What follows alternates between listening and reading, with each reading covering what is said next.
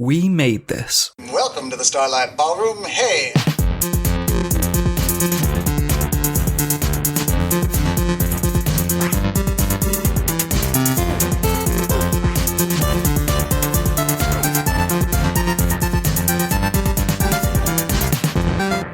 Hello and welcome to Shipwrecked and Comatose. This is the fourth of our weekly, daily, I've already botched it, 4 or 5 or 7 or lots of episodes in a row that are in a week. Oh dear. This is only the 4th out of 5 and I'm Mark, by the way. Hello and welcome to Shipwrecked and Comatose. With me at this time is Carl Bryan. Hello, Carl. Hello, Mark. How are you doing? I'm tired. Yeah. And also with me at this time is Colin. Hello, Colin. Hello. I realised I said Carl's surname and not yours. With me at this time is Colin Jackson Brown. Hello. Fucking hell. This is going to be a difficult episode. This is our 4th of 5 daily episodes in a week where we are looking at the Smegazines Volume 2. So, funnily enough, we're looking at issue 4. I didn't write down when it was released. July 93, so it would have been June it was in the shops. Thanks, Colin. And the cover features artwork.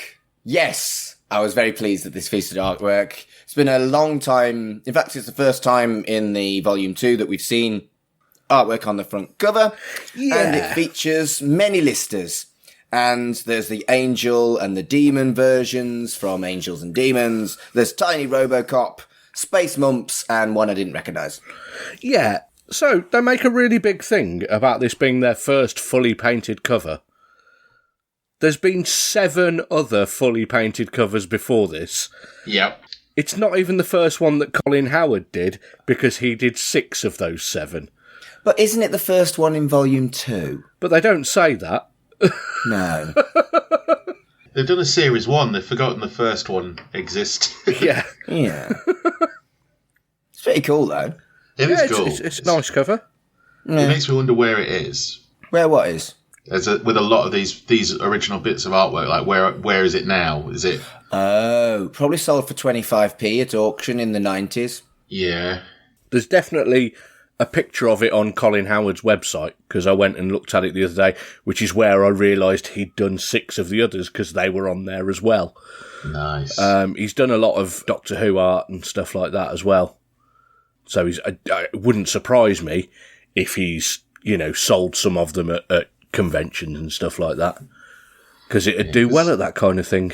Because as you said, we've got the the low lister, the high lister, mump lister, robo lister, old lister, and lister from Back to Reality when he wakes up and realises he's like Voter Colonel.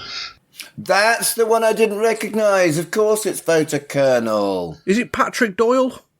It's Sebastian Doyle. Sebastian Doyle, you are right. No idea who Patrick Doyle is. Does he play the xylophone? I don't know. I know that was Patrick Moore. The picture of Sebastian Doyle, it does look like Craig Charles's sort of audition for a Spender / Boone sort of spin-off where he's a happy-go-lucky former firefighter or something that now solves crime. I'd watch the fuck out of that. Oh, so would I. Patrick Doyle is a soundtrack composer. He's done stuff like Thor and some of the Harry Potter films and Death on the Nile and stuff like that. Lots of things that Kenneth Branagh is in because he's one of his mates. Oh, there we go. Well, we've all tried to work with Kenny, darling. Next up is the Smegatorial. And it does talk about Colin Howard, who did the front cover, and it also confirms that he's doing the tongue-tied cover, which was dead good. I remember owning that. It was dead good. It has a list of articles, and really weirdly has a picture of the man who built Starbug, but doesn't tell us his name. Does later on, though. It's building suspense. But it's still... It's wanky. Just tell us his name. That weirdly irritated me more than perhaps it should. I was like, what the fuck's his name? It's Rocky. Yeah, poor Rocky. Next up is Time After Time, a comic strip.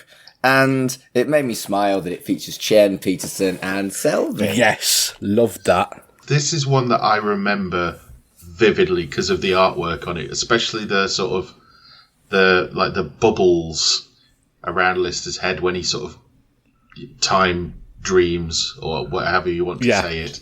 But the artwork in this is really, really good. Oh, it's outstanding. Yeah, Alan Burrows and Colin Howard. So, another bit of Colin Howard artwork already. Although Peterson, Selby and Chen look evil. They've proper got, like, grinning goblin face. It's good artwork, but they do look evil. It's like impish, isn't it? The sort of thing. I like the fact that this is a sort of wibbly-wobbly, timey-wimey kind of story. There's lots of little bits of continuity throughout the series.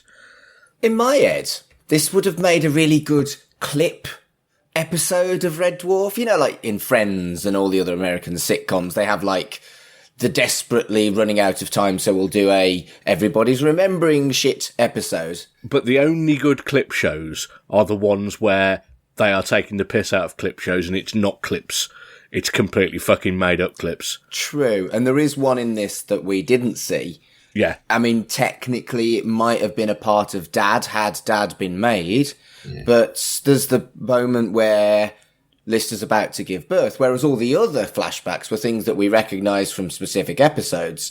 I really liked that they went into the non-existent area between Series 2 and Series 3. Yeah. It's interesting, isn't it? Because they've almost done it twice, in that you've got between 2 and 3, there could have been another series, and between 8 and Back to Earth, we could have had another series.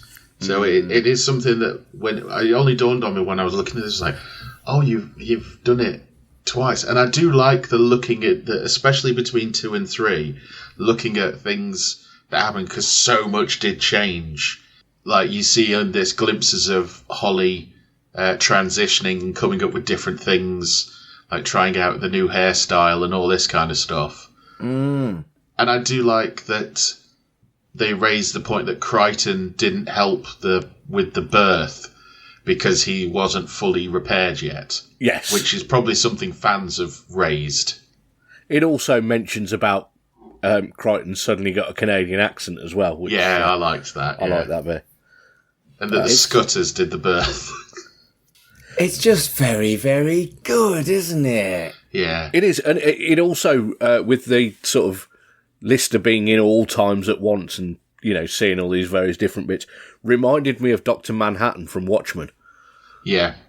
It was really reminiscent of that. And at that point, obviously there weren't the movies yet. It had only, Watchmen had been out for 7 years, I think. So I think it would have been a bit of a deep cut. I know it was still fairly critically acclaimed. I mean, the blue bubbles that are in this are very Dr. Manhattan shade. Yes. I like as well the point in this that he only comes around at points of high stress. Yes. So it's revealed that when there's 2 Rimmers, that for Lister was a massive stress. Well, it would be, wouldn't it? as big as finding out everyone's dead, and as big as giving birth. Yeah. I like how it all ties up a bit at the end as well, that we found out it's a plan by current Lister to save everybody by doing a 4th dimensional body swap. But it didn't work. It's just really clever. Yeah, again, as an episode, it would really, really work. Also, I think as a kid, it made me chuckle because he writes "fat bastard" on a wall, but he fails. And yes. I giggled at, he was going to write "fat bastard." Next up is News from the Dwarf, which is the regular feature where it gives you news about Red Dwarf. And some interesting ones. There is a 30cm Crichton kit. Have you seen it? I don't think I've ever seen it. Okay, check your Facebook messages in just a moment. I'm about to send you a picture. I've got a vivid memory of seeing it, so I think yeah. I'll share this on the socials so that everyone else can see it. This is, after all, an audio medium, Colin. Yeah, obviously, but I think you need to see it. Okay. There we go. Yes, I have seen it. It's the exact picture I'm thinking of. It's actually in a 2 or 3 issues time of the Smegazine. Yeah. Okay. He looks fucking terrifying. Yeah. He looks constipated. I would not be surprised if that particular Crichton went full on Chucky and started attacking people, because he looks like he fucking wants to. Yeah. You're not wrong. Share that on the Twitter feed when this episode goes out, because I will. It was £37.95, and I've done my favourite trick of converting it to current money. £78. That's a fair bit. Yeah, that's a fair bit, but that is pretty right in comparison with a lot of those things these days. It's a foot tall model. Oh, was it a foot tall? Yeah, it's fairly substantial. Yeah, it's not just like a little action figure. It's a kit build to build a foot tall, terrifying Crichton. I like the fact you've got to put it in hot water to make it, to pose it. Yeah. Yeah. That's a very 90s thing. There's also some stuff about how you can get tickets to be in Britas's audience. I'd have liked that. And Craig Charles is reading Book of Heroic Failures for Radio 4. Wasn't able to find anywhere to listen to that, unfortunately. I have got the book, though. I bought it from a jumble sale in probably about 93, 94-ish anyway. Well, yes, but that's read by Colin Jackson Brown, not Craig Charles, and I'm not interested in that. I know. I'm just saying I am aware of the book because I've got it. I'd listen to a book read by Colin Jackson Brown. I would also listen to a book read by Colin Jackson Brown, actually. I'd just add loads of swearing in it. Mr. fucking Tickle did this, and this. Who's been eating my fucking porridge? And apparently, Red Dwarf 7 is going to be released in 1994. Yeah, it is. Yeah, wish it did. It would be better if they had. It didn't. If they'd still got the momentum. Unfortunately, circumstances happened.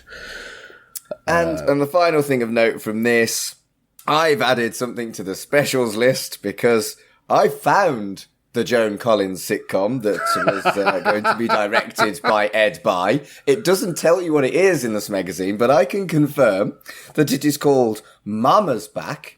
It stars Joan Collins, Michael Gambon, Rupert Everett, Samantha Janus, Clive James, and was written by Ruby Wax.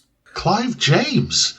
It sounds like it was going to be an incredible sitcom. It didn't get picked up and I haven't watched it, but it is on YouTube. Special time, special time.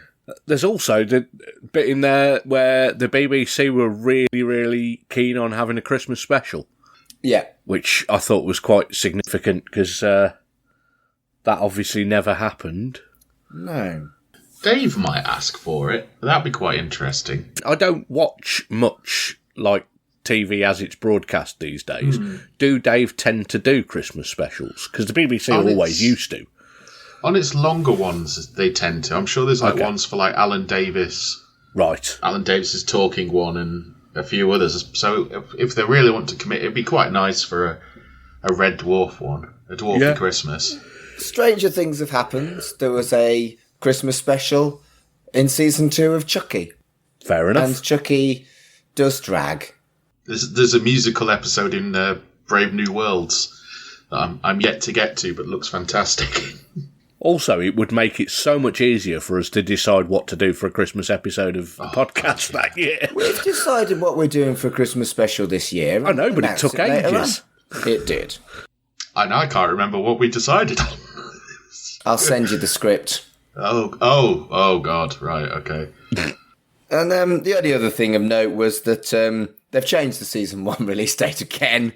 And Woolies, you're going to get a free gift if you buy it from Woolies. If that doesn't fucking date this, I don't know what does. I did lots of Googling to see if I could find out what that was, and unfortunately there was no information anywhere. Perhaps it will tell us in a further issue.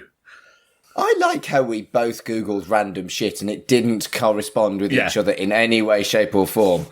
Do you want to watch Mama's Back, starring Joan Collins, written by Ruby Wax, directed by Ed Bye? Maybe. Might be a Matt episode, that, Colin. Yeah. Maybe get Matt in. Yeah. we can put a bet on before we start watching it. How camp's it gonna be? Very. We could do like the old Right in the Childhood format where we talk about it before, have a little pause, watch it together, and then see how shit it is. Yeah. I mean, good it is. Because obviously you've got Joan Collins there and that, but when you went Rupert Everett, it was like, oh, it's gotta be camp. Samantha Janus? Whatever happened to Samantha Janus? I think she does stage work now. What was the song that she sang? No, moving on. Next up is From Hattie to Hilly to Holly, which is an article about Hattie Hayridge. Fascinatingly, for the tiny amount of lines she had, she was given an auto cue. Yeah. And then didn't need it, so they got rid of it. What a bizarre fact. Doesn't she say that was only in the really early ones, though? Yeah. Yeah. It was in the first appearance that she had it, and then when she came back full time, she was like, well, I'm going to learn it because it's not fair. Yeah, exactly. I like the idea of what she sits in as being described as a photo booth. Yeah, because it's got all the curtains around it and stuff to make it dark. So, makes perfect sense. This is a brilliant interview. It is. Yeah. Jane Killick, I've noticed a lot of the really good articles are the ones that Jane Killick has done. You know, mark of quality when she's working on it. But, yeah, this is a absolutely lovely interview. There's insights like where she's talking about, because obviously they film Holly's sections separately to the rest of it. So they drew, she used to draw little arrows on her script so that she knew where the other characters would be standing, so she knew which direction to look in and stuff like that at which point. And there's a story in there that she's talking about when they were filming Polymorph. They were just about to do like the last scene with it, and it completely fell apart just before they were about to film it. Yeah, 10 seconds too early, it fell apart. Yeah. And also, the whole cast used to travel up from sort of London up to Manchester for filming in a private coach, and they'd all go and have a meal together, which is lovely. I really like that they were all so close, and they were all mates, and they just used to spend time together. The thing that I picked out, I thought was really, really sad, that she had so little to do in Series 5 that she kind of didn't need to be there much at all, but she stayed and watched because she liked being a part of Red Dwarf. It's almost like the writing was on the walls, really. I didn't read that as being particularly sad. I read that as she loved it so much that she wanted to be around it even when she wasn't needed. Oh, and that's why I thought it was sad that, you know, the writing was on the wall. And I don't know whether this was done before or after she knew she wasn't going to be in season 6. It's probably after, isn't it? This interview was after, definitely. Yeah, but it just seemed really sad that she was that into it. She loved the role, and it was kind of taken away from her. Yeah. The few things in that I liked was how she said she would be on set and stand in the corner where the monitor would be that Holly would be on to deliver lines, which I thought was pretty cool. That she's probably got photos somewhere of just her with all the monsters, because she was never in any scenes with monsters, so she used to go over to them. Yeah. So I could just imagine somewhere there's just pictures of Hattie Hayridge with like arm around a polymorph, just pointing at it with a massive grin. Something in this is like something I've seen little seeds going through it is Norman Lovett's not that nice a person. No. But she said she met him and he was like, "You've stolen my part." It's like, oh, don't be a dick, Norman. Yeah, no, it's the other way around. She wasn't thinking that he would. She thought he'd sort of amicably left. Yeah. And was like, "Oh, I'm playing Holly in the next series," and he was really pissed off. Yeah. But yeah, they got on quite well afterwards, apparently. Yeah. But I do like the thing when they were talking about the different versions of Holly and how Howard Burden does have a Holly budget, but it's never used. Yeah. Which makes me think that they could go, no, keep it. We'll use it in case we need something like a one-off. And when she was talking about the floating Holly, she was like, "Oh, it would have been nice to do that." And I was like, it would have been nice to have a floating Holly, but then it dawned on me in the mid-90s that would have been such a nightmare for them to do. Yeah. Unless, I mean, you could probably do it now, where she's walking around in the set, but she's got the the green screen morph suit up to the Yeah. neck, which may not have been brilliant for putting a comfortable performance if you're just wearing this skin-tight morph suit. Also, the head would be sort of moving as if you were walking. Yeah. It wouldn't be smooth at all. Yeah. Or on roller skates or something. Wow. Trying to skateboard zooming around the set, that'd be awesome. Just put her on one of those, like, chippies boards with wheels on. Yeah. Just like, I'm going over there. And she turns and looks and moves. You know that's how they did it for the silence. Not the silence, what were they called in Hush? The gentleman in The gentleman Buffy. in Hush. Yeah, in Buffy. That's actually how they did it. Oh, is that what it was? They were just on a wheels. Yeah, Yeah, But they had bodies. they did. they did. Next up is The Many Faces of Dave Lister, which is genuinely... I can't think of an article I've hated more. It's absolute filler, isn't it? Yeah. It's nothing, yeah. And this is the cover thing. Yeah, and that really annoyed me. I just thought this is just wretched. Anyone who's a fan of Red Dwarf, what is this for? I feel like what had happened here is they'd come up with the idea for the article title and the cover, commissioned the cover, and then thought, what we're going to write for this article? And then rushed it at the last fucking minute, because that's what it reads like. Maybe that was the relationship with the readers at the time. It's like, look, we've got this painting. We're going to write 2 pages of absolute toss for this. And the fans were like, that's all right, because of the painting. Although we do get to see the Back to Reality Alpha Lister. Not for the last time in this issue either. They've done articles like this a few times. Yeah. I think the umbrage I took was because it was the front cover and it didn't advertise anything else on the front cover. Yeah. And it was just, even of its kind, I think it's the worst of its kind. Yeah. It does make me wonder if Colin Howard had done the painting first. Yeah, I think he did. Yeah. Without being commissioned, he just did it, and then they just went, hey, shit, we're going to have to come up with something for this. You know, it's... Yeah. Let's move on. Next up is an ad for Bandai Star Trek The Next Generation figures, and later on in the magazine, there's an advert for Jurassic Park toys. Giant dinosaurs. I had the Velociraptor in that advert, and I wish I'd still got it because it was so fucking cool. It roared and everything. It was amazing. I mean, both of these things are cool, but they are clearly aimed at kids. And shall we look at the next article? The next article is incredibly adult. And it blows my mind that this magazine does this again and again and again. It has shit that's clearly for kids, and then shit that's so fucking adult that it's like, how did they not see that this was an issue? Yeah. Fucking hell. So it's part 2 of Mimus Crossing. I mean, it's absolutely batshit, and it's brilliant, and I enjoyed it, but what the actual fuck? I didn't like this as much as part 1, gotta be said. No. I really liked part 1. Part 2 was a bit nothingy, really. It was setting up the final bit, Yes. wasn't it? Yeah. Which I had the flashback of this quite vividly of, oh yeah, she remembers where to find $250,000 pounds and a massive cachet of drugs. Yeah. And interestingly, something I'd like to highlight that I was incredibly impressed with was him, her, them.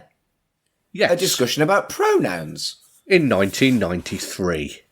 And a very positive, grown-up, intelligent, thoughtful, non-judgmental discussion of pronouns. What the actual fuck? That's By incredible. a group of gangsters called the Osmonds. All right. It's weird. But yeah, no, it is. I was like, oh, that's pretty cool. But then, it's they could have gone with it. But Exactly. I think that is... I may be completely wrong on this, but my perception on this is that there weren't the TERFs spreading the fucking hate agenda all the time. No. So at that point, because of that, I don't think people would have had that much of an issue with it. No. And it's really fucking sad, isn't it, that it was better in 1993, a time period where we have called out a fuck ton of ick, that it was better for our trans brothers, sisters and siblings than it is now. Isn't that fucking insane? I think it's more extreme now. Because I think at the same time, there's also a lot more representation and support for trans people. Whereas fair back then, it would have been... They wouldn't have the absolute hatred, but at the same time, they wouldn't have had the absolute support. Everything's polarised. I can imagine for a lot of people in 93 that was a trans person. Yeah, that's also probably fair. Yeah. Yes. Yeah. It would have definitely been very uneducated because, you know, I wouldn't have had a fucking clue.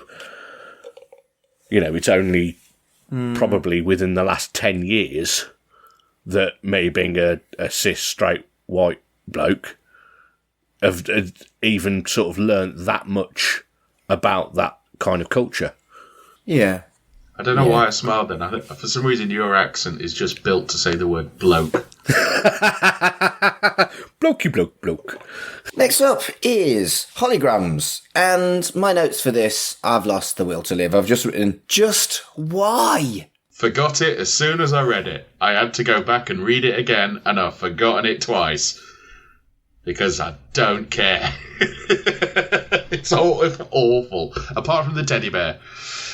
I think they realise that at this point, because you've got holograms on this one page. The next 2 pages are taken up with a poster.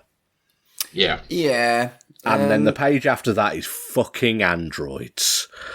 Yeah. They're designed to take that page out, stick it on your wall so you never have to bother with holograms or androids. I think you're right, and my notes read for holograms, just why. My notes read for androids, meh.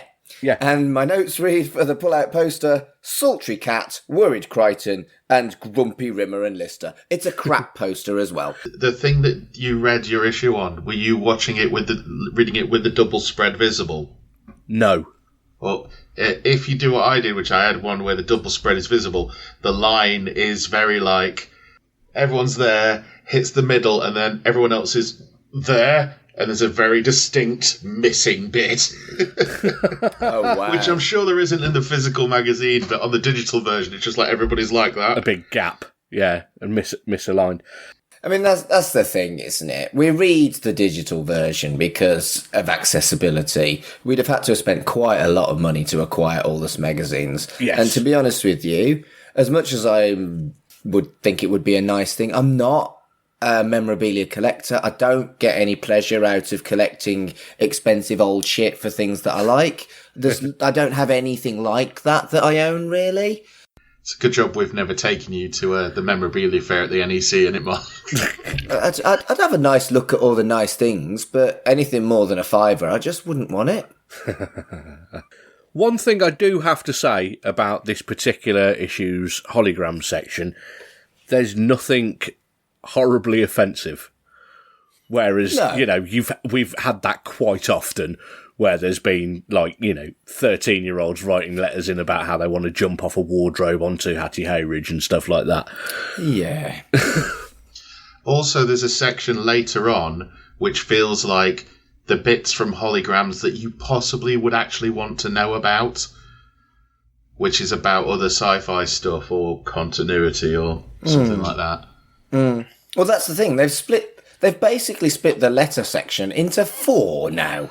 Yes. And we had enough fucking filler with the many faces of Dave Lister.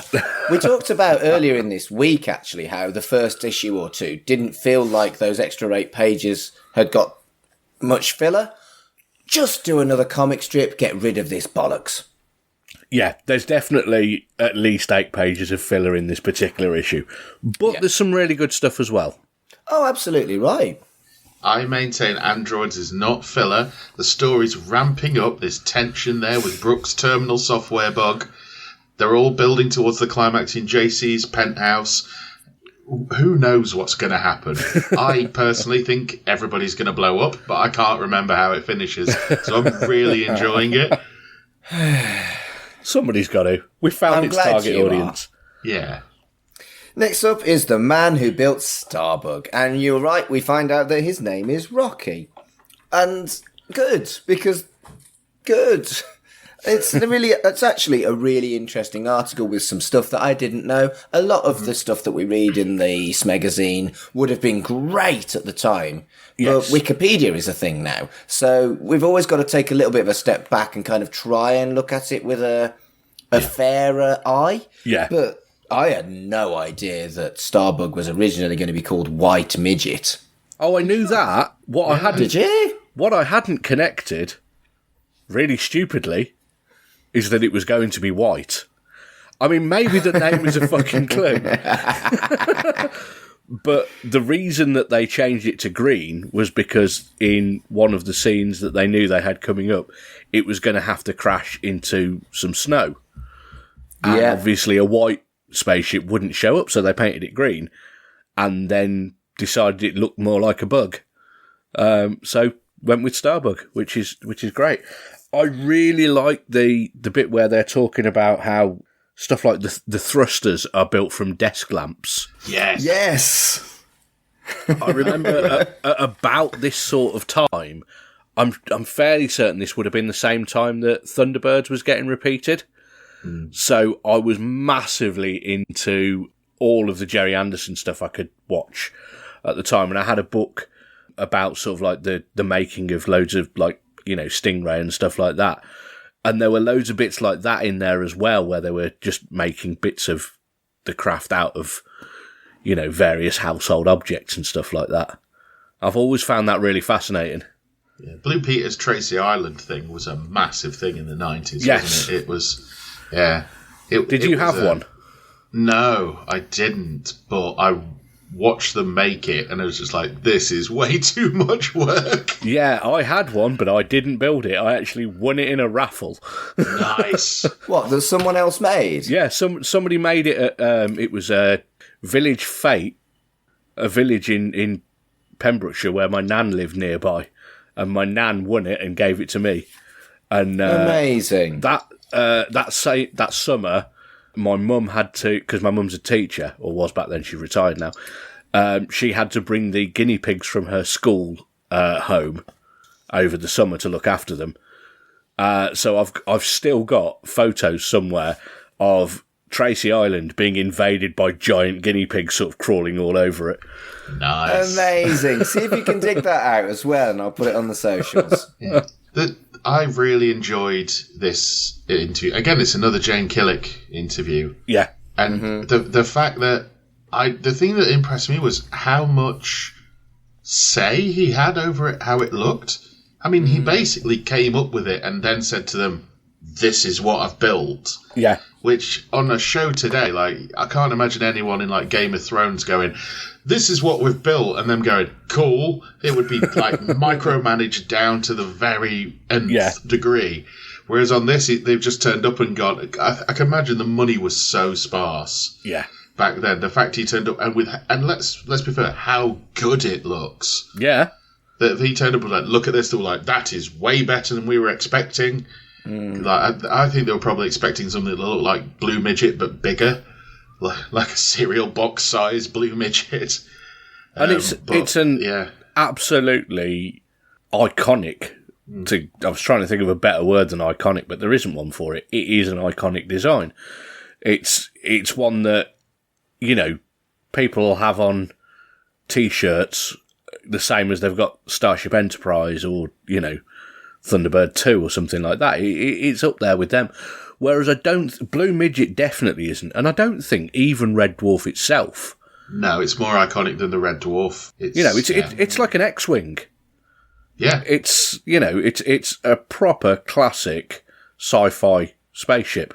I like the fact that he said in it that he was really tired of like flat panelled spaceships. Yeah. And I like the fact as well, he took it to Mike Tucker from the special effects, and he went, I thought you were going to do that. No, you didn't, Mike. You had no idea. But he also talks about in this how he built other things for Dwarf. Like, he helped build the sirens. Yeah, and a mini bazookoid. I loved the mini bazookoid, and it very rarely turned up after that. Maybe I think Craig Charles got his hands on it, and that was it. He also made the Space Weevils. As I was getting to, like, how can we make something that we have to put in Craig Charles's hands that he can't break? I know, he's got to eat it. Brilliant. Fair. The explanation about him being called Rocky is odd, and it doesn't really connect him till Sylvester Stallone at all. No. But so it was a bit of a bait and switch, because I was thinking, like, oh, maybe he worked on, I don't know, which gets mentioned later on, Judge Dredd or something like that. And it's like, oh no, it's his mates were pissed and thought he'd make a good Thai boxer, which Sylvester Stallone has never done. No. It was a really nice article. I think I find the articles that aren't obvious, like interviews with the cast. The behind-the-scenes sort of stuff, yeah. I've always found those more interesting than the interviews because we've got conventions, because we've got hundreds of things on YouTube these days. Whereas these things are more rare to the 2023 eye. And we've still got another one later on in this issue. Next up is news from the Omnizone. And apparently there's going to be a new 90-minute Doctor Who. That did happen. And it flopped, and my heart broke until 2003. I've got some interesting news I found out about these news from the Omnizone sections. Go on. So, Adrian Rigglesford, the author of these sections and also Junior Encyclopedia of Space, he writes those bits as well. The disgraced Adrian Rigglesford. Oh dear. Don't worry, nothing like the Elvis dude. Notorious for making up false quotes, usually from dead people. Basically, he was caught out not long after Stanley Kubrick died because he published a interview in The Guardian, I think, which he claimed was Stanley Kubrick's last ever interview on the set of Eyes Wide Shut. And Stanley Kubrick there was a guy working for him who was an archivist, where any time Kubrick's name was even mentioned, they kept a copy of the article. And this guy had to read through everything.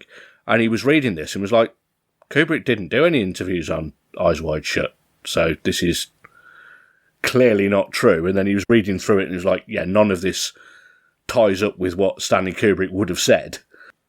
The same guy also wrote a Doctor Who companion book where he'd got quotes from William Hartnell that were also most likely completely fabricated.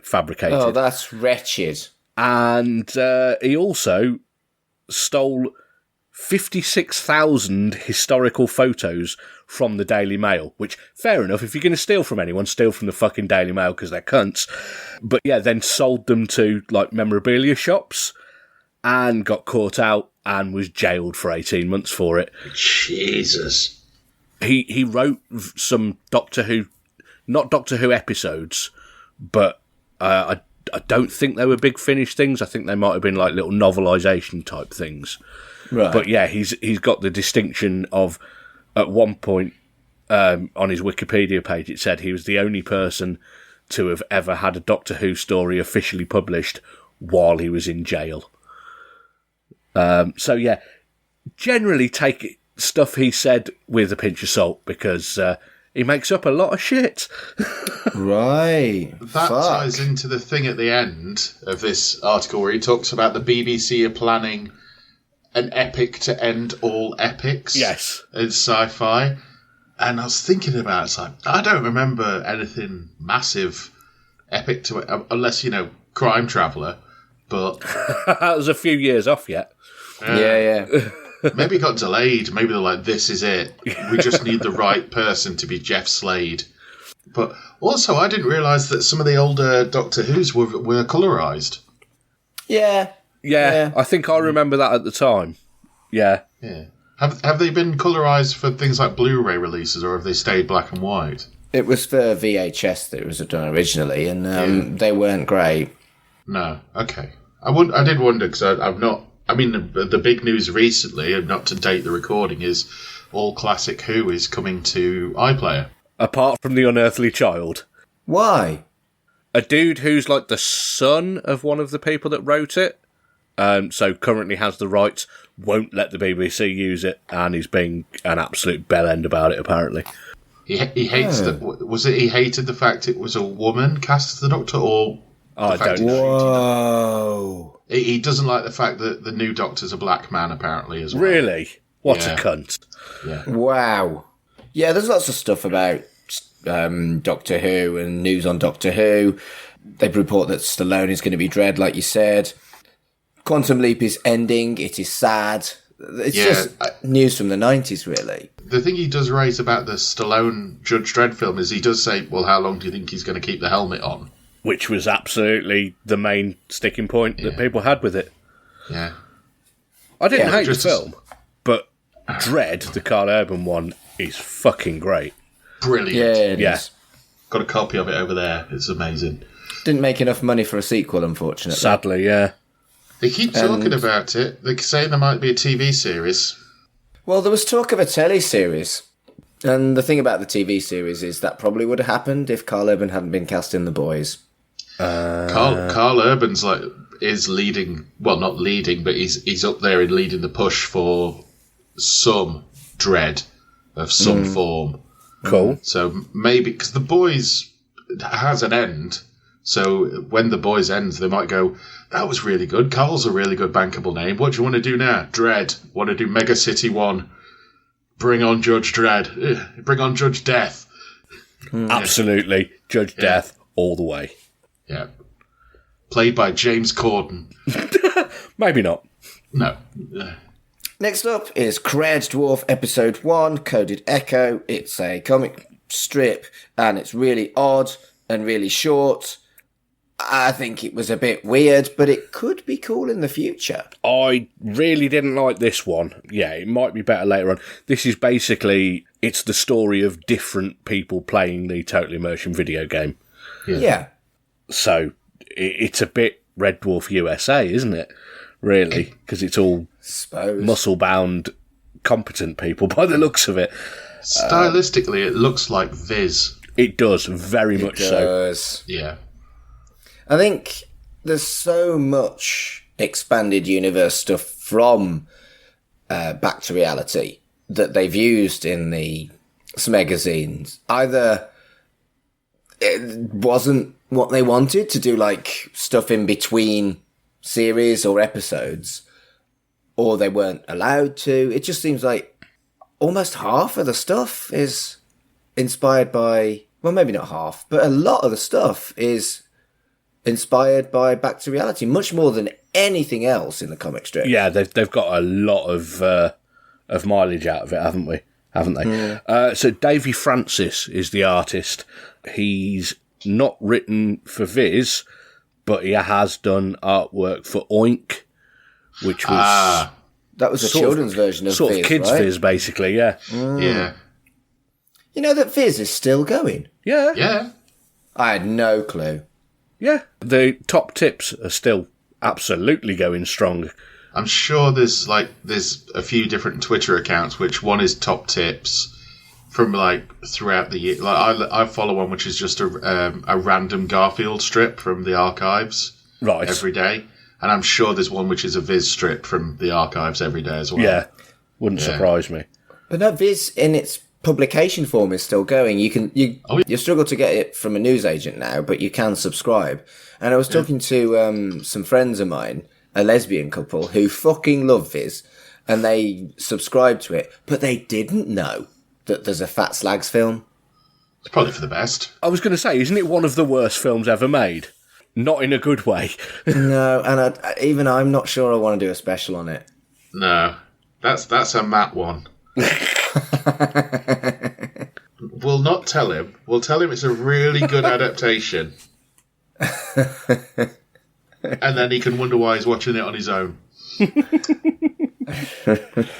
Maybe we'll put that up for vote at some point. Maybe people can decide if we watch. Is there a Red Dwarf connection? Ed Bye. Ed Bye. Oh, right, yeah. Fucking hell. I think even he says it's shit. Yeah. Yeah. I suppose it's more of a fucking connection than Gapper. Next up is the subscription offer, and it was £18 a year, which seems super cheap. Yep. Considering what's about to happen, it's a waste of time. Yes. Oh shit, yeah, good point. There's only 5 more issues left, isn't there? They didn't know that at this point, though, to be fair. Clearly not. That's followed by Read Any Good Books Lately, and there are reviews of A World Out of Time by Larry Niven, and A Maze of Death by Philip K. Dick. I haven't read either of them. I'm aware of both of the authors, obviously. Well, yeah. They're very well respected. I've never read any Philip K. Dick. You've never read any Dick? No. Well, no. Did you just laugh at me saying you've never read any Dick, Colin? Of course I did. Brown? Of course I did. For fuck's sake. I'm a very childish man. I've never read any Dick in book form. I've got a copy of Do Androids Dream of Electric Sheep, but I've not read it yet. Right. You've just looked at Dick rather than read Dick. He keeps it on a shelf. Oh, people actually listen to this tat? I did. Yeah. Unsubscribing in droves. Hey, we're promoting reading. You listeners out there, get out there and get some Dick. Next up is the Cat Bible. And I think this is a really, really cool concept. Yeah. It's got a really very Red Dwarfy feel with the borderline offensive anti-religious element of it. And it reads like the Bible, and it's really funny in its inaccuracy of what actually happened in Red Dwarf. This is for heavier fans. Red Dwarf, compared to something like the fucking Lister article. This is what I want from this magazine. I really like this. It reminded me of Terry Pratchett's Truckers, Diggers and Wings books, the Bromeliad, because that's got loads of little sections of the Books of Nome, which are written in the exact same style. When I was a little bit older than this, so a few years after this, when we were at school, our high school had an unofficial school newspaper, which was subversive and kept getting banned all the time, called the Daily Jeff, which was named after one of the PE teachers. And me and a few of my mates used to write for it. And one of the things that we had in there was the Books of Pembo, which was based on Mr. Pemberton, who was like one of the teachers at the school. And basically, we'd been doing about the start of the Mormon religion in RE lessons. And we wrote these Books of Pembo entirely based on, it was just sort of spoofing that. Because the start of the Mormon religion, you've got, there's this guy who found these like magical tablets, I think they were, that only he could read. And if anybody else looked at them, they just looked blank. He could read them because he'd got special glasses or some kind of bollocks like that. And we just incorporated all that. And so writing in that sort of style, it's always amused me. I bet as well that went down, like, all the teachers were like, we need to end this, apart from the English teachers who were like, hang on a minute, this is great. It was basically split almost 50-50, because you got quite a lot of the teachers who would confiscate it as often as they could, and then would read it. Yeah. But yeah, so I've still got a few copies. It was a lot of fun. So what you're saying is you were the inspiration for Press Gang? I was just one of the writers. I was not the instigator or, fully responsible, but it was less serious than Press Gang. We were taking the piss with absolutely everything that we did. But also, in this Cat Bible bit, you have the absolutely fucking fantastic line, Petson, because they've got Peterson's name wrong, Petson begat Chen, who begat Selby. I loved that. Yeah. Yeah. Utterly fucking fantastic. And it's only half a page. I want more of it. Yeah. It really shows as well how the cat thing, the cat world, is very much the undiscovered ocean of Red Dwarf. Yeah. In that you could have, if, you could have done a whole series arc of, finding out more about the cats. Yeah, and the lore. Especially going into what we're about to talk about in this magazine. And something that they mentioned there's so much that could have been done in later series that I think got knocked on the head because of Waiting for God, which we're about to talk about, and how they didn't like it. Yeah. And they didn't really investigate the cats again until Promised Land. Yes, which we'll get onto. Which we'll get onto, yeah. At some point. Eventually. 2026. Probably. Next up is indeed the article that looks behind the scenes on Waiting for God. And yeah, there was some very sad stuff about the actor who kept forgetting his lines and how Craig Charles really defended him, which I thought was really nice to read. The thing I didn't realise about that was he'd learnt them all and then they changed his speech. Yeah. And that's what threw him off. It wasn't that he was completely incompetent. He just couldn't remember his new stuff on late notice. Yeah, which is fair. Yeah, absolutely. So I think he must have been in his 70s at that point. I had a look on his IMDb profile and he'd been acting since early 50s. Yeah. So basically, you know, before that, people didn't really have TV at home very much, did they? So basically, the start of TV in the UK, he was there. There's a bit I kind of disagree with in this, which is they were talking about how we should have gone outside or we should have gone elsewhere for the cat temple because it just looked like a room. And it's like, well, you are on a spaceship. Yeah. You know, it's never going to look like super great. Yeah. I mean, I think if they'd done it in like Series 7, imagine what they'd have done in Series 7 with the CG and the budget. We'd have seen cat cities. We'd have seen, a massive temple. They could have just had one shot of them, like what they did with the large tunnel, with them just walking through a city, CG'd onto like a still, but them just walking through this giant burnt out city, and then finding the cat temple. But, you could have done that. I mean, you technically could have done that here, like the Monty Python thing of the cat temple. The cat temple is only a model. That kind of thing. I kind of disagree with it because it was like, well, it is still a room on the ship. But then if you look if they follow the continuity of the Smegazines, then there's a whole city, well, virtually a country downstairs that they've yet to explore. Yeah. And they're still yet to explore, really. They've still never bothered going down there and having a look. I wonder what Rob Grant and Doug Naylor think of that, though. Because obviously all those bits weren't written by them, so it's not their continuity or their canon. And I think from reading this article, they absolutely fucking hated the episode. Yeah. So that would be why they didn't expand on that so much. But I'd be interested to see what happens in Promised Land later on. Yeah. Mm-hmm. Also, there's finally the truth behind some propaganda I feel that's been going on throughout the whole show, which is the Scutters worked most of the time. Yes, I remember. I read that bit. Yeah. Yeah, Peter Ragg defending the Scutters. I mean, he would, but also the idea of the toaster coming back. Yeah, we looked at the actor who originally played the toaster because of this article, because they said that he was the warm-up guy and he just got the gig because he was doing that. He was a magician, not an actor. Yeah, yes. John Lenihan, yeah. He's a really good magician.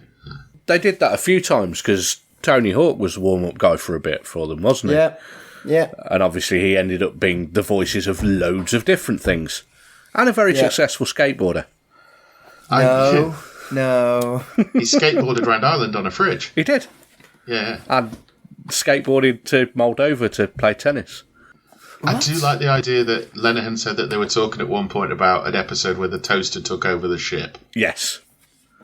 That you could make a proper, horror episode of trying to get to the control room where Lister puts the toaster in the control room to get away from it, only to find the toaster's taken over the ship, and they have to work their way there. So your concept you just came up with is a little bit different, but I was going to say that that's a little bit similar to Queeg. Sort of. Maybe it's the idea of developed into Queeg, because it was Series 1. Maybe. I must say, I do prefer John Lenihan to David Ross. Yeah, well, Yeah, me too. understandable. And I wouldn't know the song Fly Me to the Moon as early in life as I did if it wasn't for John Lennon as Talkie Toast. Yep, fair. That's where I first heard it, absolutely. Yeah. And I still Me sing three. it to myself now and don't get past "Let Me" in the line. when I'm muttering around or doing something, I will get to "and let me" and then just stop. I could learn the rest of it, I just don't want to. no, quotable dwarf. Do you start it with, "Welcome to the Starlight Ballroom"? Hey. Hey. Yeah. Brilliant. Yeah. If we ever do Shipwrecked and Comatose live, I will sing just that bit. That's a threat. To open the show. And I can confirm we will never be doing Shipwrecked and Comatose live. Really? Oh. No, I think we should definitely do Shipwrecked and Comatose live. It's just where and when and how, isn't it? Next up is a day in the life of a bogbot. And the new artwork is fucking great. And I just absolutely adored this strip. It's grim as fuck, though. Yeah. There's a lot of poo in it. Yeah, it's really gross. It's massive gross out humour. It's... Yeah, the panel with the penis, I mean, fuck. I love the idea of Lennon and McCartney, the mechanical goldfish, having a defence system, though. Oh, yeah. That's fucking great. I love the fact, and I kind of refuse to believe that Rimmer's way of checking the waste disposal is to put his head in it. Yeah, fair. I like the reference to Big and Bouncy. Big and bouncy. Also, did you notice that sometimes when you get the readout from Crichton's POV is when it shows Lister coming in on his way to the loo, it says awooga, awooga, awooga. I did notice that, yes. So I googled Big and Bouncy. Gosh. I think that is the magazine that Adrian Mole used to read. It was. Yeah. It was a random Adrian Mole reference. But because of this, I googled Big and Bouncy. And if you want a bouncy castle in Leeds, there's a company called Big and Bouncy. Just come back from Leeds as well. Although, as a bigger chap, I always look out for plus-size clothing places. And while I was in Leeds, I did see one, and they do have the web address of bigboys.co.uk. Really? And my immediate thought was, that could go wrong. I adored this strip. And I liked the reference to Terraform with the kind of almost Terminator-style stuff from Crichton's point of view. That was a really nice, deep cut, so clearly written by fans. And it was gross, silly, full of references. Brilliant. Absolutely fucking brilliant. I love the reference of anything can happen in the next half hour. Yes. Which is, I think, a slightly forgotten, phenomenally good tagline in a TV series.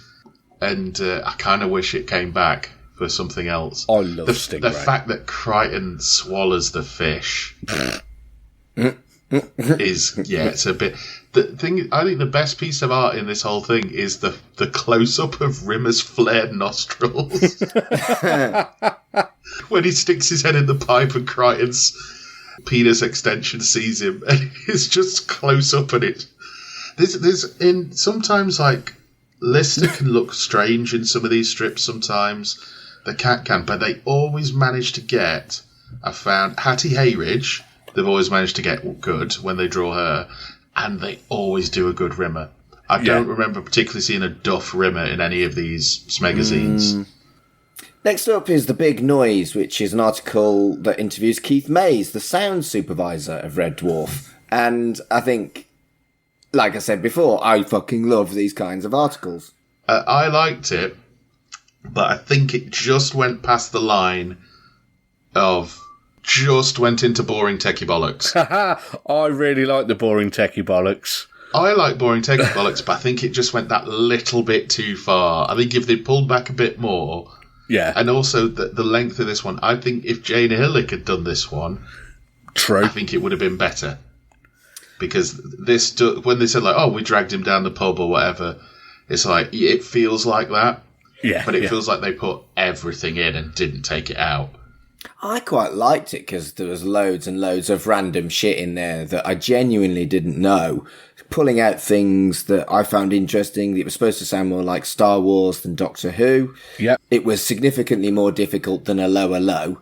I'm like, of course it was more difficult than a lower low.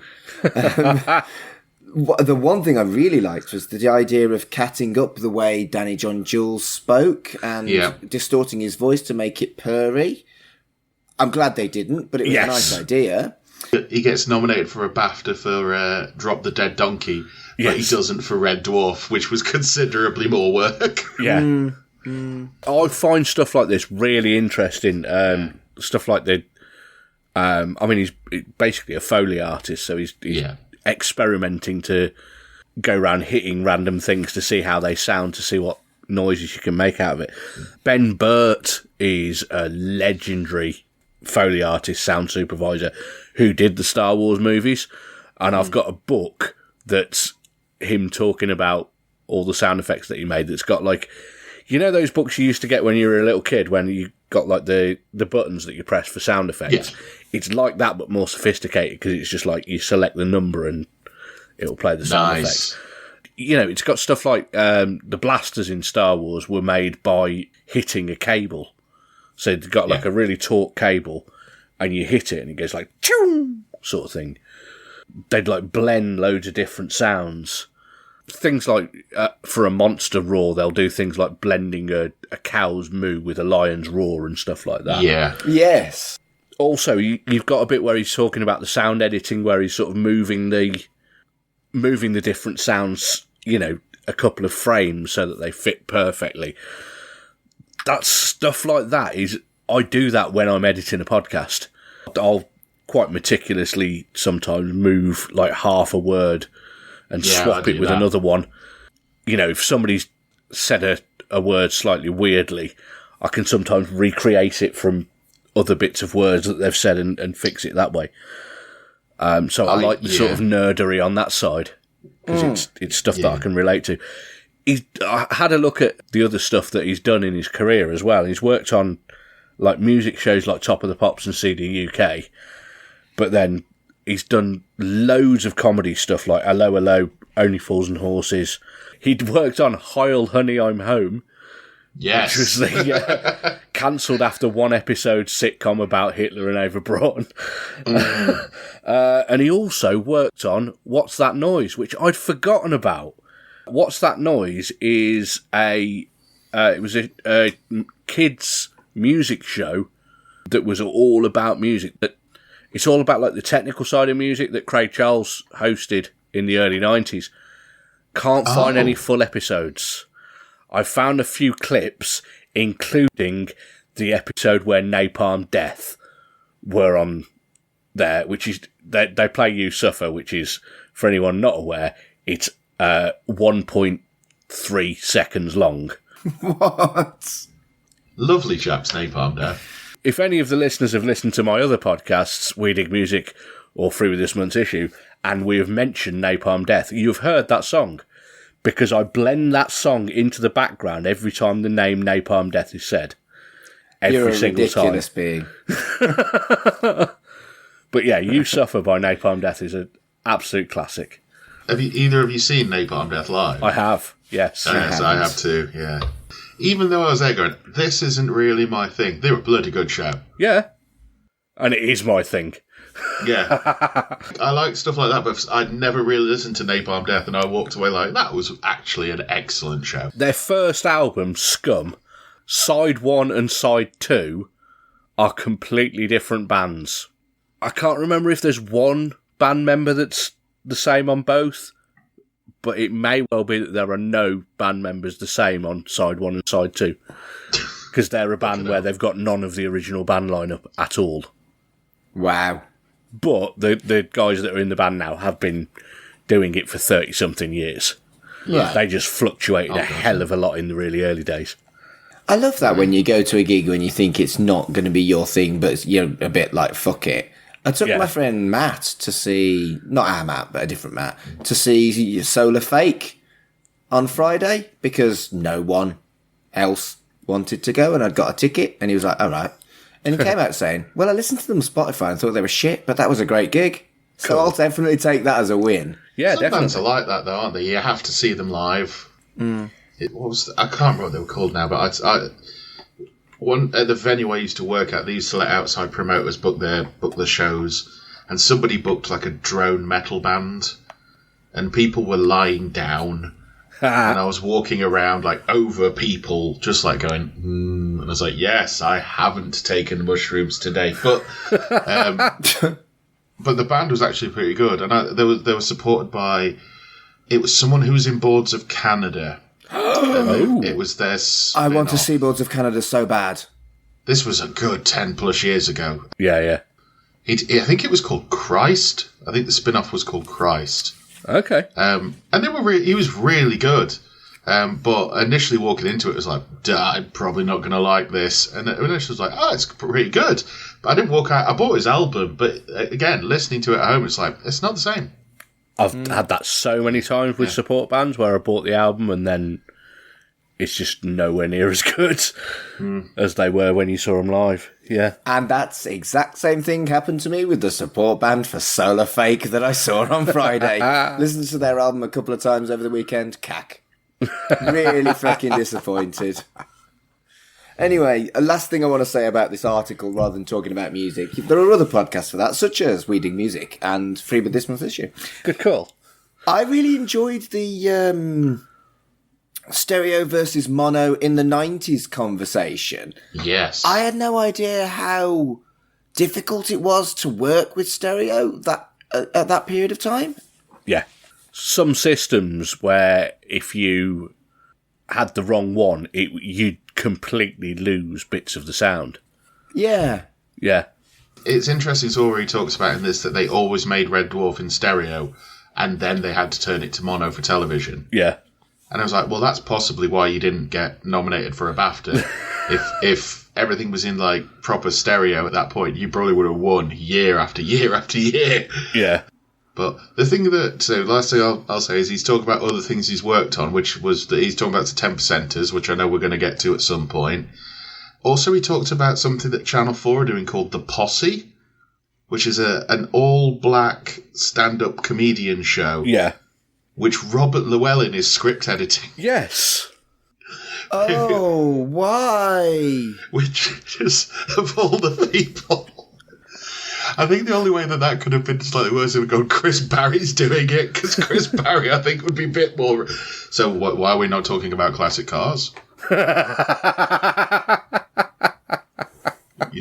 don't remember The Posse making it to air, or if it did, it must have been called something else. But also he did the Winter Olympics, and he did things for Euro Disney, which I thought was pretty cool. Yeah. Next up is the Junior Encyclopedia of Space. And it's the usual smart arsery pre-Smegups, and probably partially why Smegups was a little bit kind of contemptible to people like this. I did pick something that I thought was vaguely interesting, that Mel Bibby has the Rimmer painting, Yep. and that when you are in a live audience, there are certain things that are pre-recorded and played to you on a screen. So it wasn't the worst one ever, but it's still... I actually like the fact they explain how Hudson went to Red Dwarf and not the Nova 5. Yeah. I thought that would have worked. It seemed to be them like trying to fill in canon it's just continuity mistakes, isn't it? Basically, them trying to work out why the cast can remember, why the crew can remember White Hole. It's summed up quite nicely with the fact they point out that Crichton could just be wrong because he's never seen one before. No one has. Yeah. So he could be wrong because he's the first person to see one. Yeah. Next up is the remarkable Red Dwarf database, which is questions about things that aren't even Red Dwarf. What the fuck? I realised that the internet wasn't a thing, but this is stretching it. They do mention Sapphire and Steel. We have just lost David McCullum. I don't know if you've seen the thing. This will date the episode slightly. That it's been revealed that he made albums back in the 70s, and that one of them, the instrumental tracks he made, is the sample from the next episode. Yes. The Dr. Dre song, the boom, boom. Yeah, I knew that. That bit at the start. That's one of his songs. He sampled David McCallum. Yeah. From The Man from U.N.C.L.E. Yeah. They point out Danny John Jules is in Little Shop of Horrors. Yes. Yes. That's a good bit, because pre-internet, that's the kind of thing that you might have heard rumours about but wouldn't be able to find him, because it's such a, it's not a particularly big part from what they're saying on there. It's a very long time since I've seen it. Yeah. But it tells you where to look out for him, so that is cool. Yeah. Also the film of Craig Charles's brother Emile. Yes. The Fruit Machine in 1989 with Robbie Coltrane. That'd be quite interesting. I'd be quite interested, even if we didn't do it, I'd be quite interested to see if I could actually find it. Have a look, see if you can find it, maybe put it on a specials list. Yeah. And the final article is a comic strip, Dwayne Dibley Part 5. It's quite short, which I know you don't like, Colin. Yeah. It has become kind of naff because of that. I'll be honest, I think I agree with you. But there's a good gag about the paper truck, and I quite liked the to be consummated as the and the it's end. It's got brilliant Nigel Kitching artwork, which it's had consistently all the way through. I love the design of the voter colonel. He reminds me of, if either of you have read Preacher. Yeah, of course I have. He reminds me of, what's his name? I know the dude you mean, but I can't think the fucking name, yeah. Yeah. One of the main characters in Preacher, one of the main villains, does look a bit like the voter colonel in this. Also, we get very 90s the Fatal Sisters, which sound like a great band. And I bet their album lives up to it, even if you're not watching them live.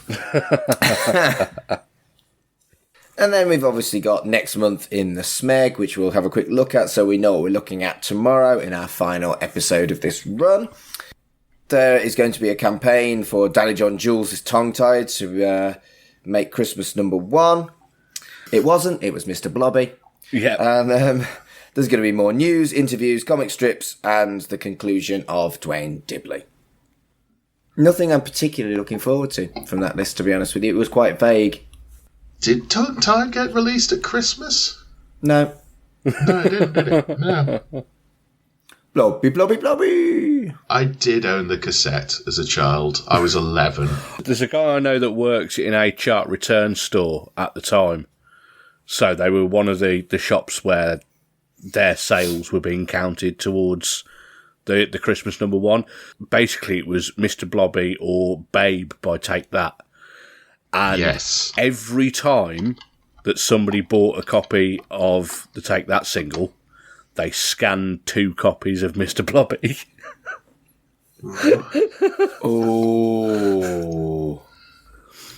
Good news. The Fruit Machine, typed it into YouTube, comes up straight away, and it's in decent quality. It's actually listed as the Fruit Machine brackets LGBT UK film.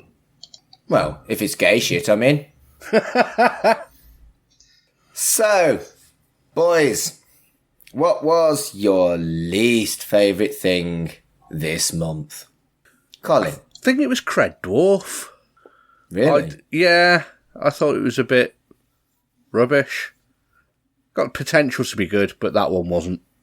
I think that's why I didn't really dislike it, because I think it is going to be good. Fair. Carl? I think for me it was, The Faces of Lister.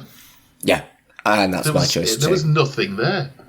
For me, I think that may well genuinely be the worst thing we've actually read in the entire run of these Smegazine episodes. I really, really disliked it. Do you know what? I'm going to change mine. Unanimous. Shit. Unanimous. Yeah. All right, Colin, what was your favourite? Hattie Hayridge interview was utterly fantastic. Really loved it. Really, really, really nice to read. It was lovely. Carl? I think for me it was the Man Who Built Starbug. I think it's also great. The interview with Rocky. All 3 of the interviews were fantastic in this issue. I agree. And the comic strips were all exceptionally good as well this time. There was a lot of cack, but when it was good, my goodness, it was good. And I have picked A Day in the Life of a Bogbot because I just loved the gross out. I thought it was kind of stuck out like a sore thumb, particularly after we'd seen the adverts for kids' toys. I really, really enjoyed it. And I do tend to pick a comic strip because I kind of like the comic strips more than anything else in there. That's fair, they're great.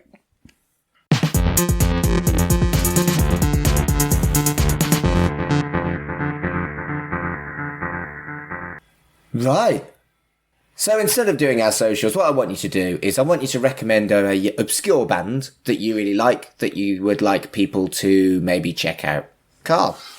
Oh, okay. I'd say Random Hand.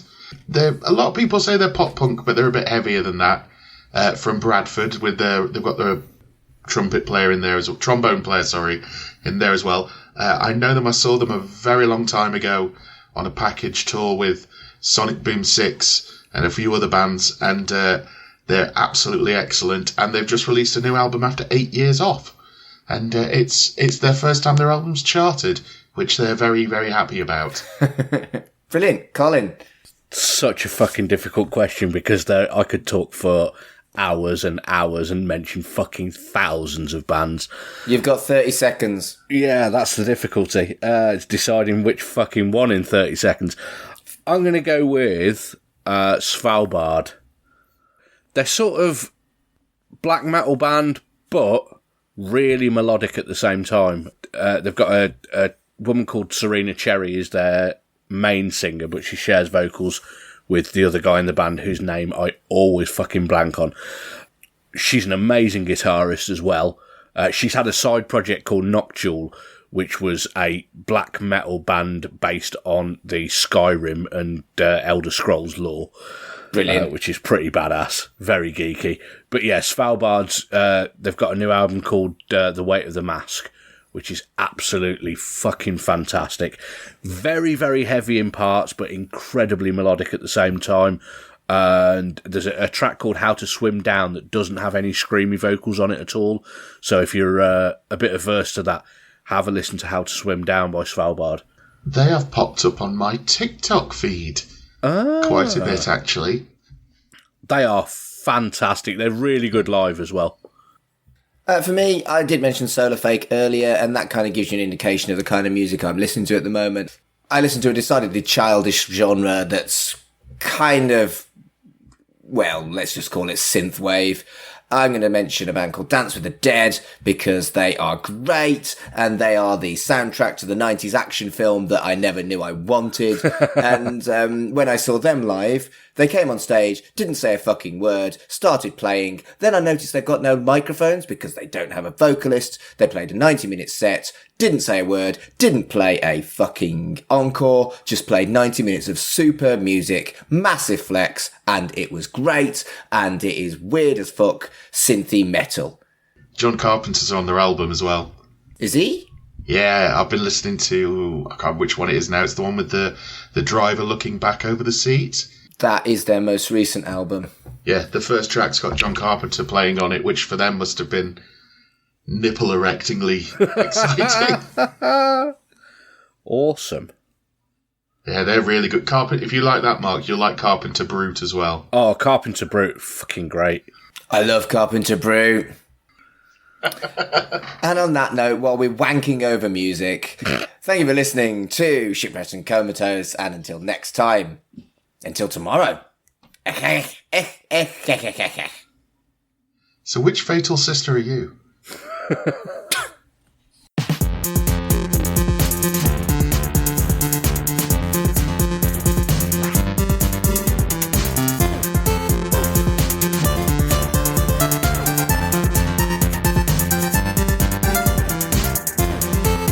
Shipwrecked and Comatose, a Red Dwarf podcast, was created and produced by Mark Adams and Kurt North.